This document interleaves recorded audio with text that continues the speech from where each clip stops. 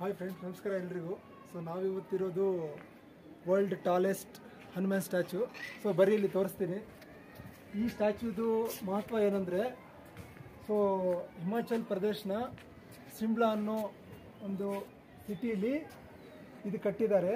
ಇದು ಬಂದ್ಬಿಟ್ಟು 7 ಹಿಲ್ ಸ್ಟೇಷನಲ್ಲಿ one of the tallest hill station ಬಂದ್ಬಿಟ್ಟು ಜಕ್ಕು ಹಿಲ್ಸ್ ಅಂತ. ಸೊ ಅದ್ರ ಮೇಲ್ಗಡೆ ಕಟ್ಟಿರೋದು ಇದು. ಇದ್ರದ್ದು ಫೀಟ್ ಬಂದ್ಬಿಟ್ಟು 108 ಫೀಟು, 33 ಮೀಟ್ರು. ಸೊ ಬರೀ ಇಲ್ಲಿ ತೋರಿಸ್ತೀನಿ.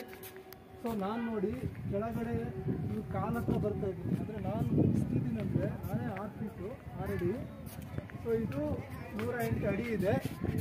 ಸೊ ನೀವು ನೋಡ್ತಿರ್ಬೋದು, ಇದು ಬೆಟ್ಟೋದ್ಗಜ ಥರ ಗಾಢಾಕಾರವಾಗಿ ಕಟ್ಟಿದ್ದಾರೆ.